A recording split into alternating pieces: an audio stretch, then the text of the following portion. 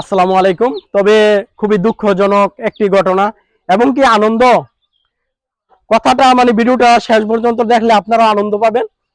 তো মূলত আমি একটি শখ করে মুরগি কিনি 500 টাকা দা, আমার আম্মুকে দেই পালার জন্য। 500 টাকা দা কিনেছি। তো কিছুদিন পরে ডিম পারে, 15টা ডিম দিয়ে আম্মু বসায় মানে বাচ্চা ফুটানোর জন্য।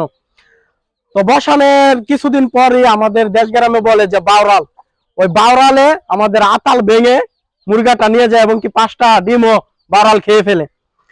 তো আমি ঘুম থেকে উঠে খুবই অনেক কষ্ট লাগতেছে। পরে আমার পাশের বাড়ির বাবির কাছে আমি আসি যে বাবি ডিম কি করার, কিছুদিন পরে বাচ্চা ফুটবে।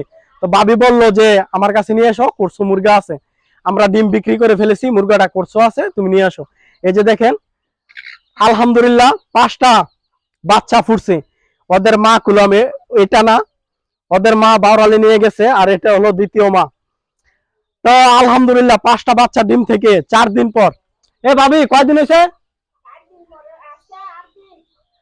4 দিন পর বাচ্চাটা ফুটে, আর বাচ্চা আলহামদুলিল্লাহ 4 দিন হয়েছে, মোট 8 দিন হয়েছে। তো এখন দেখে আমার অনেক আনন্দ লাগতেছে, কারণ মিজানুর রহমান আজহারি বলেছে যে যেটা তোমার আছে সেটা তুমি কোনোদিনই মিস করবে না, আর যেটা তোমার না, তুমি দুনিয়ার সব শক্তি প্রয়োগ করলো সেটা তুমি পাবে না। সেই একটা উদাহরণস্বরূপ আলহামদুলিল্লাহ। কারণ ডিম থেকে বাচ্চা, এটা খুবই আশাজনক জিনিস, কারণ ডিম কোনো কাজের ছিল না। এই মুরগা দিয়ে বসানোর পরই আলহামদুলিল্লাহ 5টা বাচ্চা ফুটছে। এটা এখন আমার খুবই আনন্দ লাগতেছে।